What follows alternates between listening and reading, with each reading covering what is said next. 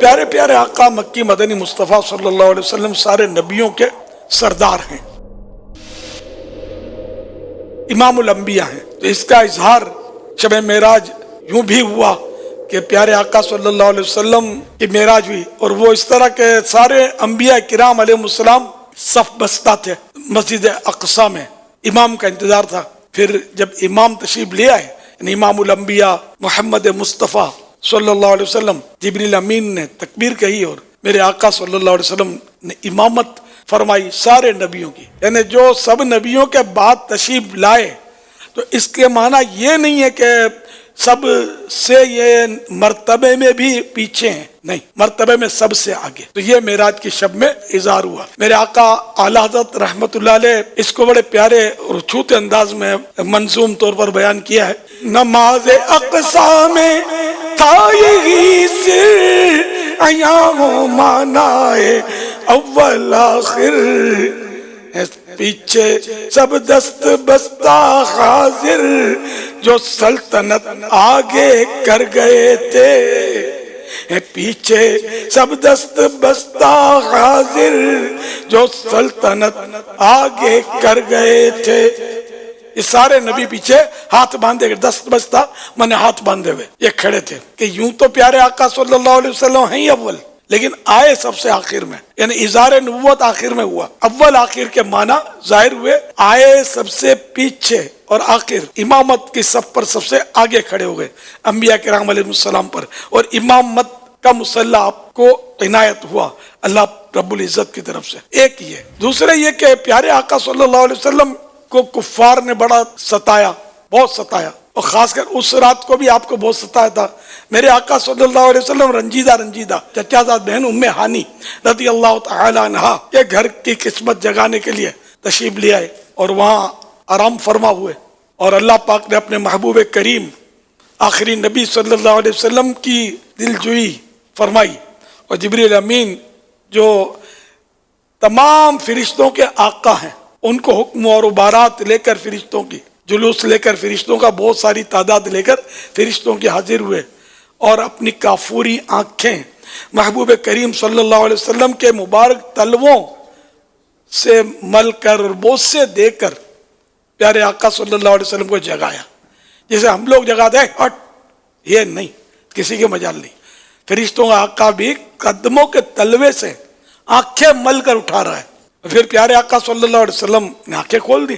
یہ ذہن میں رکھیے گا کہ نبی کا دل نہیں سوتا، نبی جب بھی سوتے ہیں تو ان کی صرف آنکھیں سوتی ہیں، دل جاگ رہا ہوتا ہے۔ دل ایک لمحے کے کروڑویں حصے کے لیے بھی نبی کا غافل نہیں ہوتا۔ خیر، پیارے آقا صلی اللہ علیہ وسلم نے آنکھیں ظاہری جو بند تھی وہ کھل گئی، اور جبریل امین نے ہاتھ باندھ کر عرض کی کہ آقا تشریف لائیے۔ پھر آپ کو دولہا بنایا گیا اور براق جنت سے لایا گیا۔ جنت کا براق بھی بڑا خوش نصیب، بہت سارے براق تھے، ان میں آپ نے ایک براق منتخب کرنا تھا محبوب کی سواری کے لیے، اور ہر براق متمنی تھا کہ آج محبوب کریم صلی اللہ علیہ وسلم مجھے سواری کے لیے قبول فرمائیں۔ ایک براق جو تھا وہ کونے میں سر جھکائے رو رہا تھا، تو آپ نے اس سے کہا کہ آج تو خوشی کا موقع ہے، تم رو رہے ہو۔ جبریل امین نے اس سے فرمایا رو کیوں رہے ہو؟ تو اس نے کہا کہ ہوا یوں کہ مجھے پتا چلا کہ محبوب کریم صلی اللہ علیہ وسلم کی سواری کے لیے اتنے سارے براقوں میں ایک براق کا انتخاب ہونا ہے، تو مجھے بڑا جذبہ ہے، میں بھی چاہتا ہوں، لیکن مجھے یوں لگتا ہے کہ میری حیثیت کیا کہ مجھے منتخب کیا جائے گا۔ تو یہ کہ جو روتا ہے اس کا کام ہوتا ہے۔ حضرت جبریل امین نے اسی پر ہاتھ رکھ دیا کہ تو ہی چل۔ خیر، تو اسی براق کو لے لیا گیا، اور دیکھتے ہی دیکھتے اس میں بہت سارا حسن و جمال پیدا ہو گیا، بہت خوبصورتی میں اضافہ ہو گیا اس کے، اور وہ براق جو تھا بارگاہ رسالت میں حاضر ہوا، اور میرے محبوب صلی اللہ علیہ وسلم اس پر سوار ہوئے، اور یوں سفر معراج ہوا۔ اور یہ کسوٹی تھی صادق اور کاذب کی، یوں بھی کہہ لیجئے کہ جب معراج کا واقعہ ابو جہل نے سرکار صلی اللہ علیہ وسلم کے تعلق سے حضرت ابو بکر صدیق کو سنایا، وہ صدیق کا لقب اس وقت نمایاں نہیں تھا، اور یہ سوچ کر سنایا کہ اب تو یہ بھی انکار کر ہی دیں گے، یہ ہر بات کو مان لیتے ہیں، آج نہیں مانیں گے۔ یہ کہ یہ کس کی عقل میں آتا کہ رات کے معمولی سے حصے میں مسجد اقصی پہنچے، مسجد الحرام سے، کعبہ شریف سے وہ مسجد اقصی پہنچے، یہ کیسے ہو سکتا ہے؟ بہت لمبا سفر ہے، وہ بیت المقدس مکہ شریف سے بہت زیادہ دور ہے۔ پہلے وہ ہوائی جہاز بھی نہیں تھے، ہوائی جہاز میں بھی کیا، راکٹ بھی اتنی جلدی نہیں پہنچ سکتا، یوں آن کے آن میں کیسے پہنچ گئے۔ اور پھر صرف اتنا نہیں،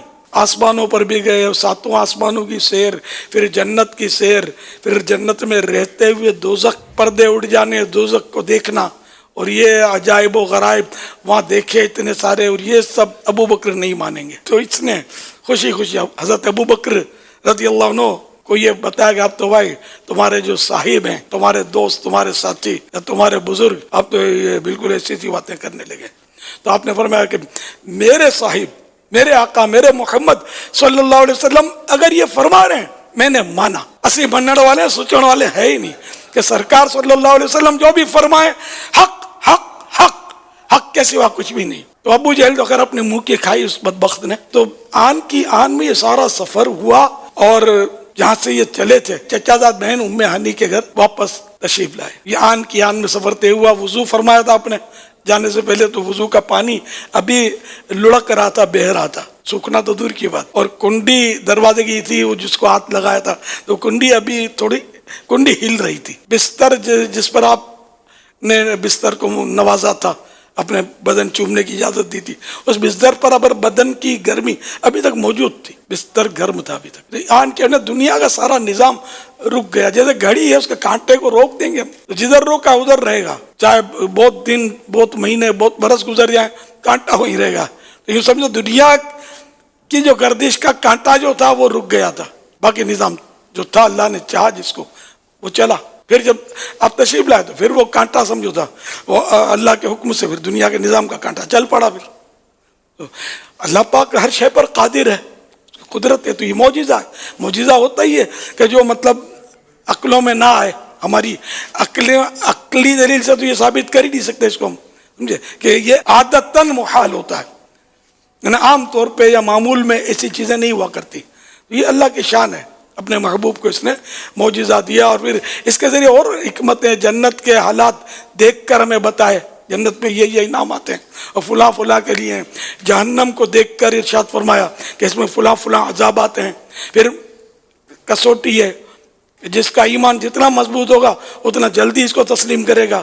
آج بھی عقل کے گھوڑے دوڑانے والے ملیں گے آپ کو کہ جو مطلب اس پہ کلام کرتے ہیں، بعض اوقات تو بیانات داغتے ہیں اپنے کہ یوں نہیں، اور معراج اتنی تھی تو اتنی تھی تو خواب میں تھی تو فلاں تھی، تو یہ کرتے رہتے ہیں۔ تو یہ ان کے نصیب اسی منڑ والے ہیں کہ بیداری میں ہوئی، جاگتے ہوئے۔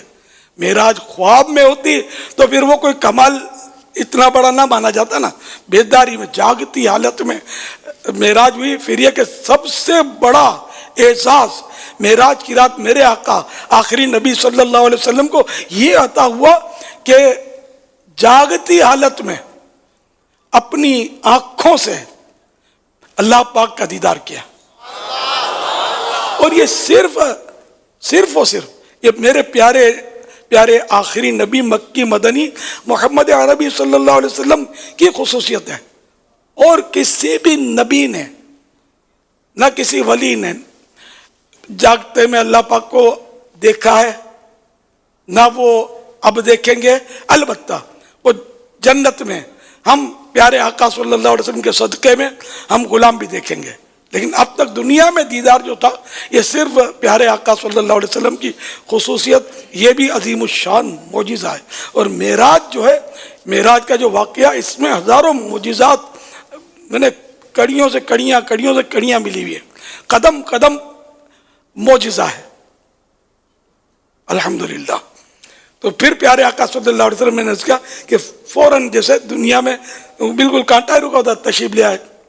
اعلیٰ حضرت جس کو یوں فرماتے ہیں، خدا کی قدرت سے چاند حق کے کروڑوں منزل میں جلوہ کر کے ابھی نہ تاروں کی چھاؤں بدلی کہ نور کے تڑکے آلیے تھے۔